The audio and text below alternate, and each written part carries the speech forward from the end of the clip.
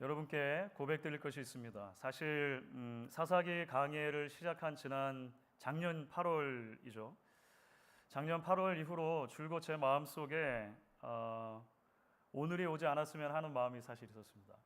좀 더 구체적으로는 오늘 읽은 본문을 설교 본문으로 택하는 시점이 좀 오지 않기를 바라는 마음이 솔직히 있었던 것 같습니다.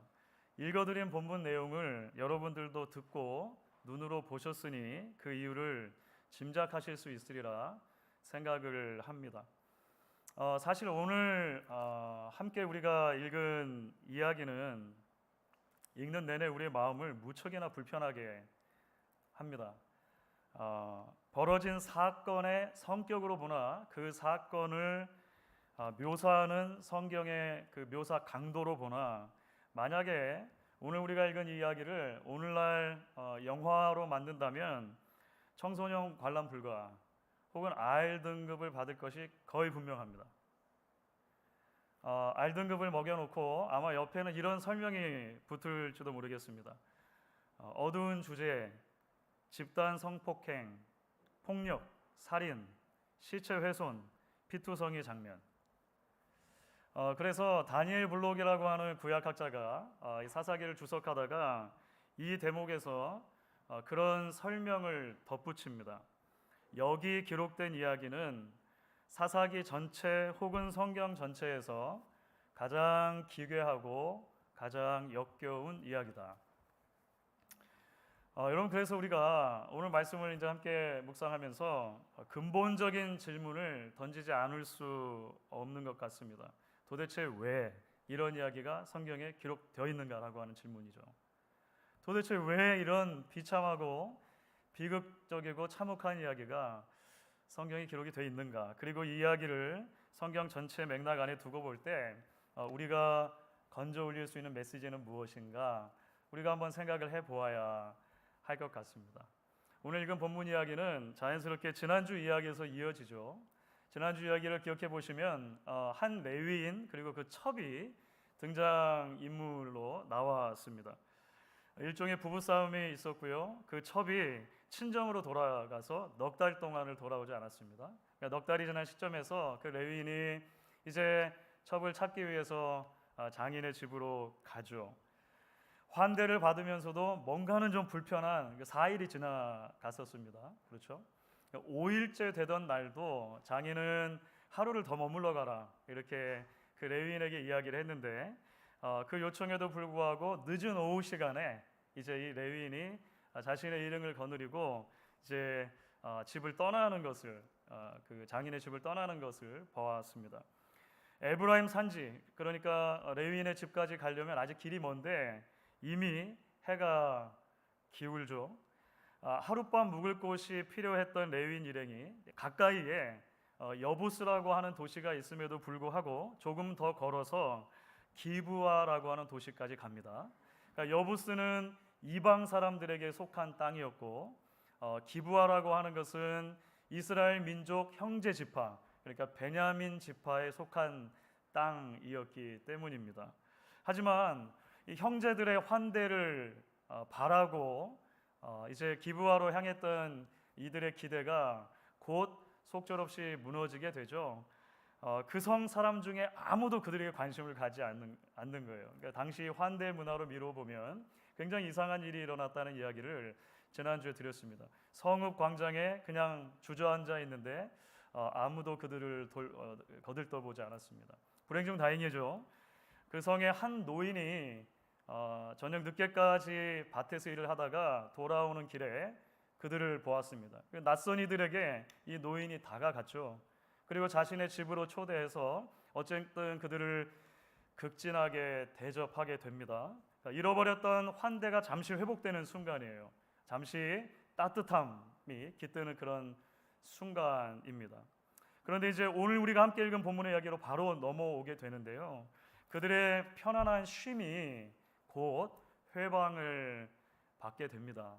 그래서 오늘 우리가 함께 읽은 본문의 첫 번째 절에 있던 22절 말씀을 보시면 이렇게 시작을 하죠.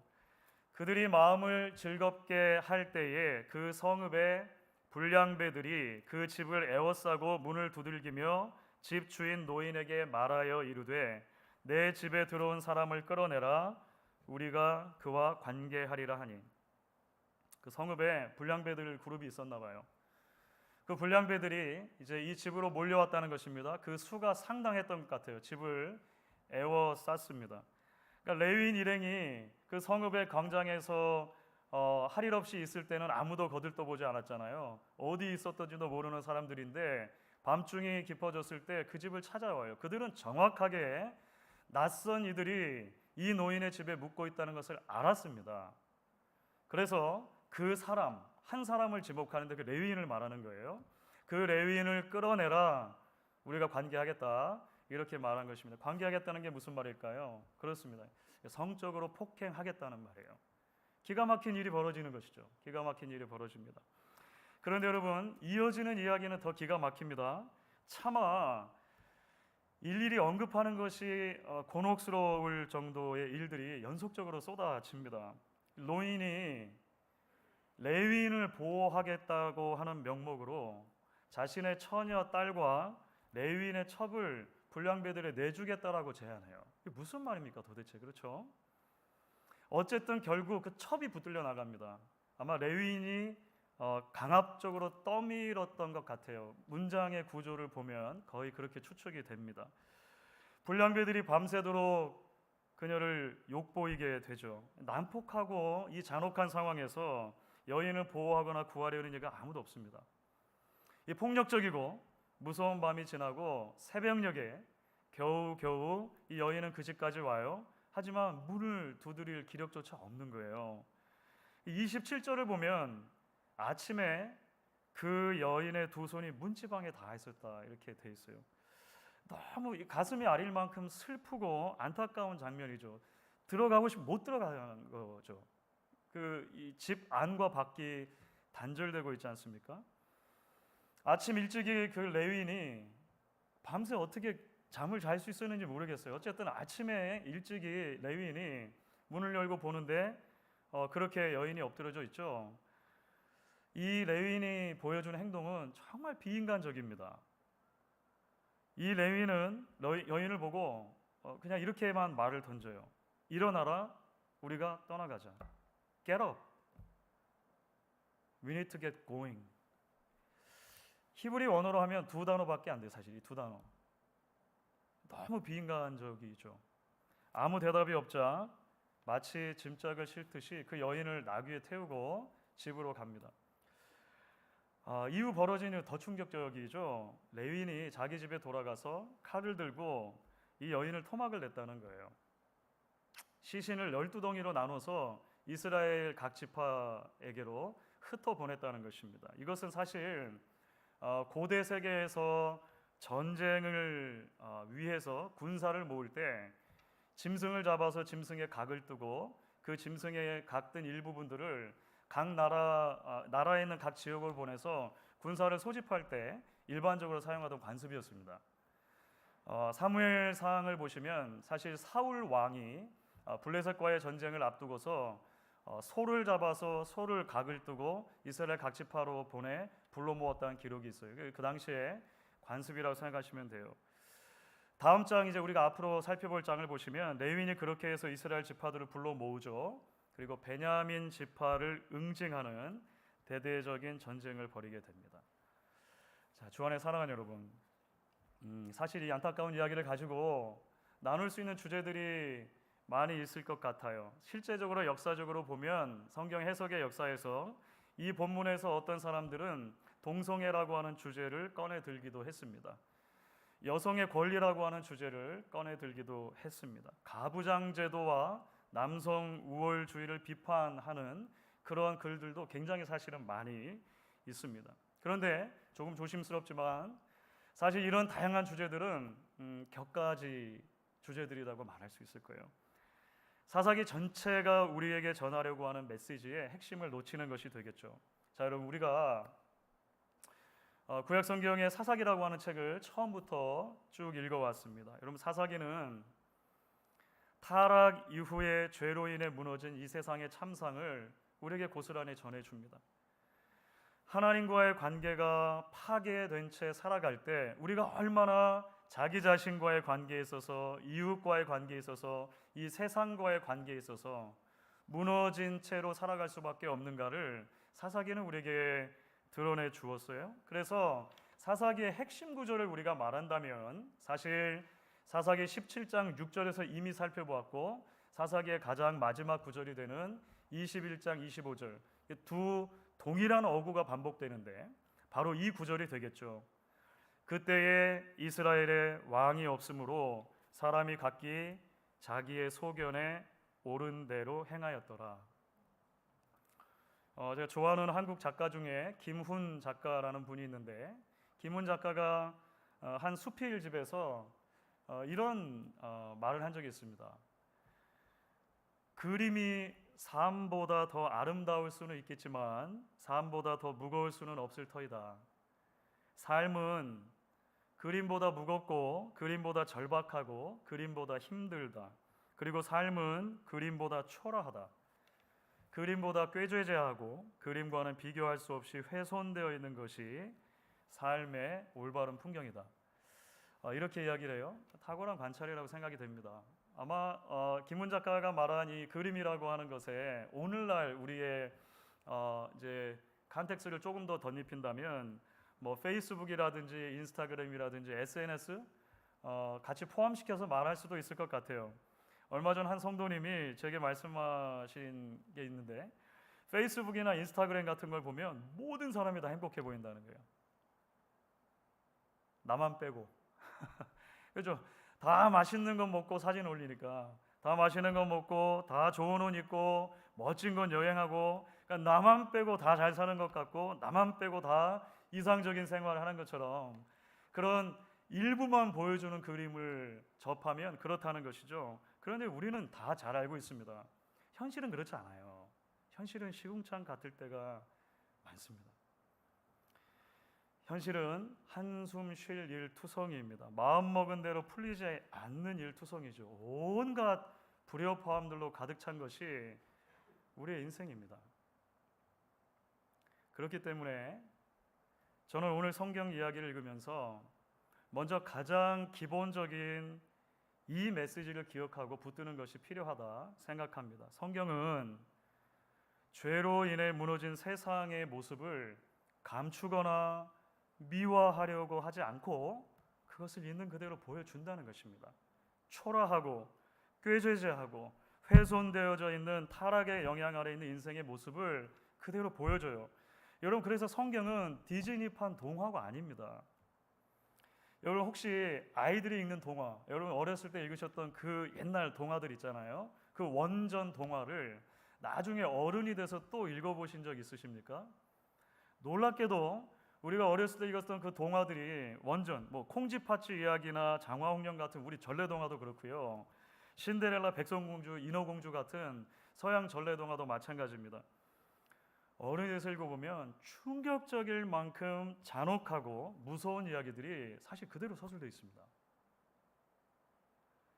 항상 모든 동화가 그래서 그 이후로 행복하게 잘 살았대요.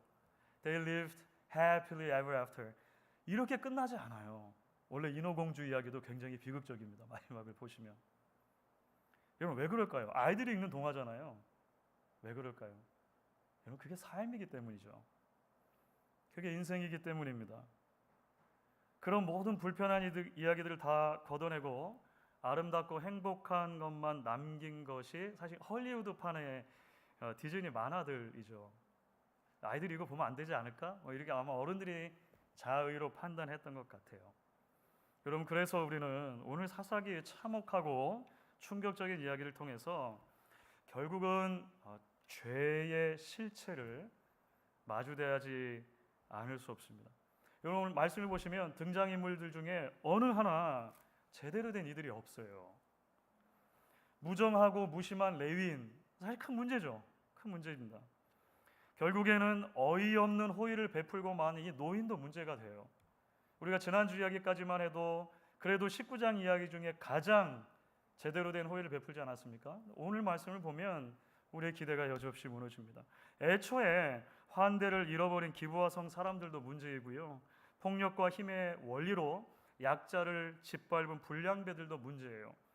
한 구약학자가 말한 것처럼 그야말로 모든 것이 합력하여 악을 이룬 모습이에요. 한국의 전성민 교수라고 하는 분이 이 모습을 보면 모든 것이 합력하여 악을 이룬 모습 같다는 거예요. 그런데 여러분 아십니까? 시편 기자가 한 걸음을 더 나아가서 이렇게 말해요. 시편 14편 1절부터 3절 말씀을 제가 세 번역으로 읽어보도록 하겠습니다. 시편 14편 1절부터 3절입니다. 어리석은 사람은 마음속으로 하나님이 없다 하는구나. 그들은 한결같이 썩어서 더러우니 바른 일을 하는 사람이 아무도 없구나. 주님께서는 하늘에서 사람을 굽어보시면서 지혜로운 사람이 있는지 하나님을 찾는 사람이 있는지를 살펴보신다. 너희 모두는 다른 길로 빗나가서 하나같이 썩었으니 착한 일을 하는 사람이 하나도 없구나. 성경이 우리를 바라보시는 진단이죠. 우리는 정도의 차이를 생각할 수 있습니다. 하지만 인생을 굽어 살피시는 거룩한 하나님의 시선으로 볼 때 우리 역시도 다른 길로 빗나가 하나같이 썩은 자 되었다는 것입니다. 이 구절에서 말한 너희 모두라고 하는 지칭의 대상에서 피할 수 있는 사람은 우리 중 아무도 없다는 거예요. 여러분, 그렇기 때문에 사랑하는 여러분, 우리는 오늘 사사기 본문을 이제 성경 전체의 더 큰 이야기의 흐름 안에 놓고 보지 않을 수 없습니다. 바로 그 죄인들을 향한 하나님의 가없는 사랑 이야기입니다. 타락한 세상을 향한 하나님의 구원 이야기입니다. 결국 여러분, 우리가 오늘 사사기 말씀을 읽을 때 이런 거죠. 이 무겁고 절박하고 힘들고 초라하고 꾀죄죄하고 훼손되어져 있는 인간 현주소에 참 소망이 있는가? 소망이 있다면 어떤 종류의 소망인가? 라고 하는 질문을 우리는 결국 던져야 한다는 것이죠. 사도 바울이 로마서 3장에서 조금 전 읽어드렸던 시편 14편을 사실 그대로 인용해요. 그러니까 의인은 없나니 하나도 없다는 말을 이렇게 인용을 하는 것입니다. 그리고 나서 놀랍게도 사도 바울은 우리에게 이렇게 선포합니다. 로마서 3장 23절부터 25절인데요. 여러분, 이 말씀을 한번 같이 읽어주시면 좋겠습니다. 같이 읽습니다. 모든 사람이 죄를 범하였음에 하나님의 영광에 이르지 못하더니 그리스도 예수 안에 있는 속량으로 말미암아 하나님의 은혜로 값없이 의롭다 하심을 얻은 자 되었느니라. 이 예수를 하나님이 그의 피로써 믿음으로 말미암는 화목제물로 세우셨으니 이는 하나님께서 길이 참으시는 중에 전에 지은 죄를 간과하심으로 자기의 의로우심을 나타내려 하심이니. 아멘. 이거 참 놀랍지 않습니까? 모든 사람이 죄를 범해 하나님의 영광에 이를 수 없었지만 그 죄인들을 향한 하나님의 멈추지 않는 사랑이 아들을 구원자로 내어주십니다. 그 주님이 십자가 위에서 자신을 화목제물로 드리셔서 마치 짐승의 각이 떼어지는 같이 예수님의 몸이 찢기시고 모든 피를 흘리심으로 우리 죄를 간과해 주십니다. 하나님의 아들이라 하나님의 딸이라 불러주십니다. 여러 차례 성도님들께 말씀드렸던 영화 하나가 있어요. 벌써 20년 전이네요. 2004년에 나왔던 그리스도의 순환이라고 하는 영화가 있습니다. Passion of Christ라고 하는 영화가 있습니다. 예수님이 겟세마네 동산에서 잡히시면서 죽으시고 부활하기까지 그 시간을 다뤄요. 특별히 예수님께서 당하셨던 그 순환, 고난이죠. 그 고난 자체를 가장 리얼하게 다룬 영화로 많은 사람의 기억에 남아 있습니다. 여러분, 보신 분들 기억나시죠? 예수님이 채찍 맞으시는 장면, 사실 눈 뜨고 참아보기가 너무 힘든 장면들이 많아요. 십자가에 못 박히는 장면, 거기까지 가시기 위해서 골고다 길을 걸어가시는 장면. 그래서 이 영화가 종교 영화, 기독교 영화잖아요. 거의 예외적으로 미국에서 청소년 관람 불가 등급을 받습니다. R 등급을 받아요. 오늘 설교 전 불렀던 찬송가 269장 1절 기억하십니까? 그 참혹한 십자가에 주 달려 흘린 피, 샘물같이 늘 흘러서 죄 씻어주시네. 값 없어도 다 나와서 내 죄를 고하면 흰 눈보다 더 희도록 참 성결 얻으리. 나 믿노라 나 믿노라 그 보혈 공로를. 흠 없어도 피 흘리사 날 구원하셨네. 그렇습니다, 여러분. 오늘 말씀을 보시면 한 여인이 그야말로 참혹한 죽음을 맞습니다. 그 참혹한 죽음은 죄악의 결과로 인한 인간의 현존 참혹한 현실을 고스란히 우리에게 불편할 만큼 보여주죠. 하지만 결국 그 참혹한 여인의 죽음 이야기는 저와 여러분을 또 다른 참혹한 죽음의 이야기로 데려갑니다. 우리 모두의 죄를 씻으시기 위해 십자가에 죽으신 그리스도의 죽음 이야기입니다. 그분은 죄가 없으십니다. 우리 찬송가로 고백했죠. 그분은 죄가 없으십니다. 그분은 하나님의 아들이십니다. 하지만 그분이 기꺼이 저와 여러분이 죄로 인해 죽어야 할 그 참혹한 죽음 대신 당해주시고 우리도 하나님의 딸이다, 하나님의 아들이다 불러주신다는 것입니다. 그렇기 때문에 사랑하는 여러분, 저는 오늘 말씀을 한 걸음 더 나아가서 우리에게 적용할 수 있다라고 그렇게 생각합니다. 그것은 우리가 우리 인생에 닥쳐오는 고난을 바라보는 시선과 관계된 것입니다. 여러분, 우리는 하나님의 그 놀라운 은혜로 구원을 받았습니다. 이미 하나님 나라를 상속받은 상속자, heir, 아들, 딸이 되었습니다. 그런데 주님이 다시 오실 때까지는 그 구원이 아직 완성을 바라보는 상태입니다. 하나님 나라가 아직 완성을 기다리는 상태입니다. 여러 차례 말씀드린 것처럼 이것을 신학적으로는 이미 그러나 아직 아니, already but not yet 이라고 하는 표현으로 설명해요. 이미 구원을 받았어요. 아직 그러나 완성되지는 않았습니다. 하나님 나라가 이미 우리 가운데 출발했어요. 하지만 아직 완전히 성취되지는 않았습니다. 그래서 그 구원이 완전히 이루어지고 하나님 나라가 완성될 때까지 우리가 사는 세상에는 여전히 크고 작은 아픔들이 있게 마련이에요. 성도들의 삶에도 마찬가지입니다. 톨스토이의 안나 카레니나라고 하는 소설 있죠. 그 소설에 사실 첫 구절이 굉장히 유명합니다. 그 역사상 가장 위대한 첫 문장으로도 뭐 사람들이 기억하기도 하는데요. 그 첫 구절이 이렇게 돼 있어요. 행복한 가정은 모두 비슷하게 닮아 있지만 불행한 가정은 저마다의 이유로 불행하다. 그 많은 사람들이 이것을 이제 그 명문장 중에 하나로 꼽습니다. 그러니까 해피 패밀리는 다 비슷하다는 거예요. 그런데 unhappy 패밀리는 나름대로의 이유로 unhappy하다는 거죠. 그렇습니다. 여러분, 멀리서 보면 아무 문제 없어 보이고 행복해 보일 수 있지만 실제로 저마다의 이유로 슬픔과 아픔을 겪기도 하는 것이 우리의 삶입니다. 크리스천도 마찬가지예요. 사실은 아무리 건강해 보이는 몸이라도 불편한 곳이 한두 군데쯤은 있게 마련입니다. 우리 몸이 100% 완전한 상태일 수는 없잖아요. 그죠? 누구나 마찬가지일 것입니다. 아무리 완벽해 보이는 가족이라도 속 썩일 일 한둘쯤은 있게 마련입니다. 아무리 아름다운 교회라도 어려운 사정 한둘쯤은 있게 마련입니다. 많은 경우에 우리는 여전히 우리에게 일어나는 일들의 이유를 속속들이 이해하지 못합니다. 왜 나에게 이런 일이 일어나는지, 왜 우리 가족이 이런 시기를 지나야 하는지 고민하는 때들이 있으실 것입니다. 목사로서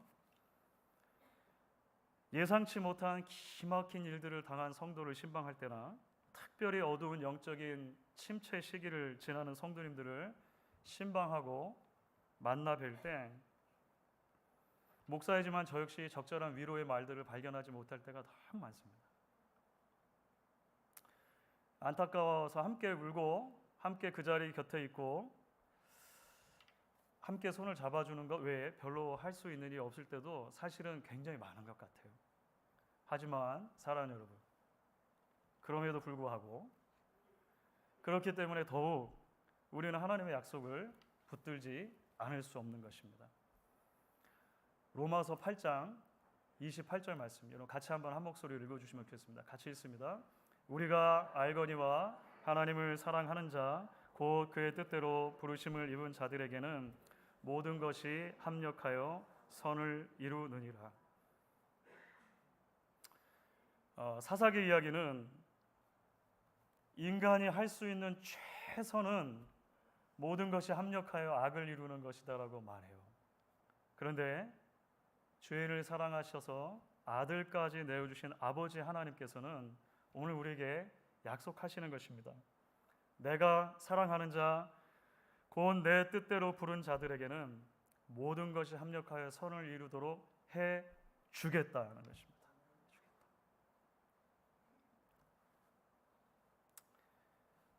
베토벤이 살아생전에 32개의 피아노 소나타를 만들었어요. 그 중에 우리 귀에 익숙한 것도 있습니다. 비창이라고 하는 별명이 붙은 8번 소나타의 2악장이 midnight blue라고 하는 제목이 붙어가지고 노래로 저는 중학교 때인지 고등학교 때인지 학교에서 음악 시간에 배웠던 것 같아요. 14번 소나타 월광도 꽤 유명하죠. 그런데 제가 최근에 좋아하게 된 그 베토벤 피아노 소나타가 있습니다. 그 1번의 2악장입니다. 1번의 2악장. 이게 작년 말에 제가 갑자기 베토벤 피아노 소나타 전곡을 들어야겠다 이런 생각이 들었어요. 이유는 묻지 마세요. 그냥 그런 생각이 들었어요. 아마 버킷리스트였던 것 같아요. 그래서 이제 32개를 들어보자 하고 처음부터 듣기 시작을 하는데 요즘에는 뭐 어디서나 들을 수 있잖아요. 꼭 음반 사지 않아도. 1번 2악장을 듣다가 그만 마음을 뺏겼어요. 매료되고 말았습니다. 지금도 처음 그 곡을 들었을 때 충격을 잊을 수가 없어요. 5분 남짓돼요. 5분. 아다지오로 아주 단순하고 아주 아름다운 선율이 이렇게 이어져요. 그래서 이제 넋을 놓고 그 음악을 듣고 있는데 사실 가장 충격받은 부분이 어디냐면 그 2악장의 가장 마지막쯤 가가지고 예상을 깨고 불협화음이 하나가 툭 떨어지는 그 대목이 있어요. 불협화음이 하나 툭 떨어져요. 그러니까 불협화음을 쌓아서 만든 음표죠. 사실 제가 처음에는 듣다가 연주자가 실수한 줄 알았어요. 그러니까 제가 귀가 뭐 프로가 아니라서 그럴 수도 있겠죠. 연주자가 실수한 줄 알았는데 근데 레코딩된 음악이니까 그럴 리는 없잖아요. 그러니까 베토벤이 그 아름다운 선율을 마지막에 일부러 그 불협화음을 끼워 넣은 거예요. 근데 놀랍죠. 이게 들으면 들을수록 절묘합니다. 그래서 이제 요즘에 제 아내하고 1일 1토벤 하자 그래가지고 하루에 한 곡 정도는 들어보려고 하는데 이제 작년부터 들었으니까 뭐 수백 번을 들었죠. 처음에 실수인 줄 알았는데 분명히 실수인 줄 알았는데 거듭 듣다 보니까 그게 거기에 꼭 있어야 하는 음표라고 하는 게 이해가 돼요. 5분 길이 음악이라 그랬잖아요. 자꾸 기다려줘요. 그 끝에 언제 나오지? 자꾸 기다려줘요. 주 안에서 사랑하는 성도 여러분,